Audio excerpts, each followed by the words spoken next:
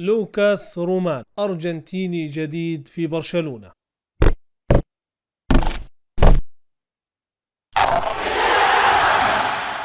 تعاقد نادي برشلونة مع لوكاس رومان بمبلغ 1,200,000 يورو من نادي فيرو كاريل الأرجنتيني. لوكاس رومان هو أرجنتيني الجنسية، يلعب في مركز المهاجم ومركز الجناح الأيمن، يلعب بالقدم اليسرى. ولأني بحثت وما وجدتش موقع مؤكد لطول لوكاس رومان، أنا أعتقد أنه لن يزيد عن 170-175 سنتي، وهذا سر من أسرار قوة وتميز لوكاس رومان. في الفيديو ده هنحاول نتعرف على الأرجنتيني الجديد القادم لبرشلونة وما يمكن أن يقدمه لوكاس رومان لبرشلونة كأرجنتيني، والأرجنتينيين لهم مسيرات حافلة في تاريخ برشلونة، وما هي إمكاناته الفردية المهارية والفنية. طبعا المبلغ اللي تعاقد به برشلونة مع لوكاس رومان هو مبلغ يعني في منتهى البساطة في ظل الأرقام المرعبة التي تدفع على المواهب الصاعدة، وليس آخرها طبعا أندريك البرازيلي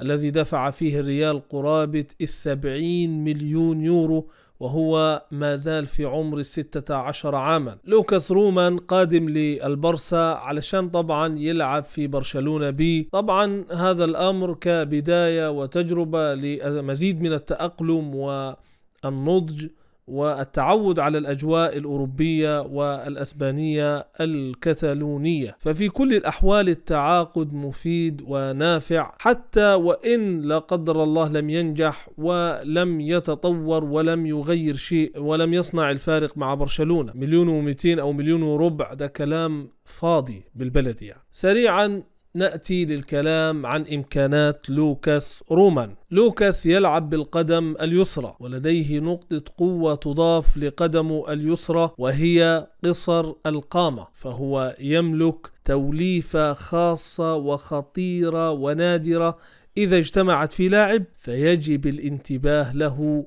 وانتظار شيء مميز منه، وهي قدم يسرى مع قصر قامة، لأن هذه التوليفة تعطي أسلحة فتاكة للاعب كرة القدم، منها سلاح التحكم في الكرة والسيطرة عليها، أيضا سلاح المراوغة البسيطة السهل الممتنع. اللاعب يراوغك وأمام عينك الكرة يذهب بالكرة أمامك ولا يمكنك إيقافه، ده اسمه السهل الممتنع. والاختلاف الذي يصنع نوع من عدم القدرة على قراءة اللاعب عند مواجهته مع أي خصم. وإذا توفرت السرعة، وهي غالبا ما تتوفر في هذه النوعية، فحينها ستكون الأسلحة فتاكة. لوكاس ومما لاحظته يملك سرعة جري بالكرة وبدون كرة مميزة جدا، ويملك الأهم منها وهي السرعة الحركية، أو بمعنى بسيط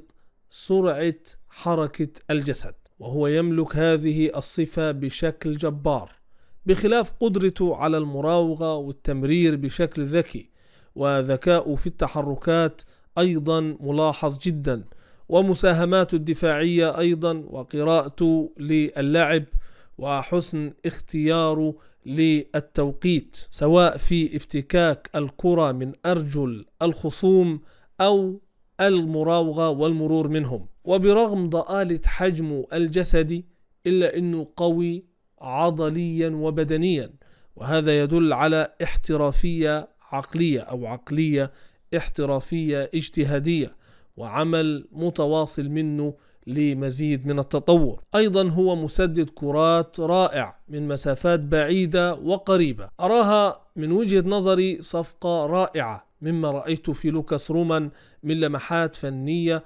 وموهبة مميزة يمكن تطويرها بالثقة والعمل والاجتهاد.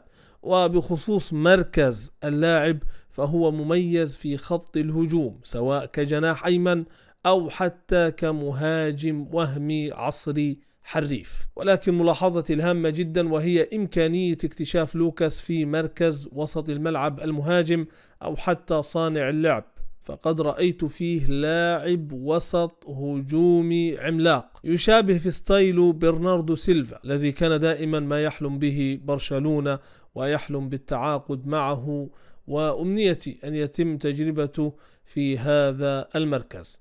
صفقة أراها جيدة جدا ومميزة وغير مكلفة ويمكن الرهان عليها. هذا كل ما لدي من ناحية لوكاس رومان. وطبعا في الختام هذا كلام تقبله أو ترفضه لكن باحترام. والسلام.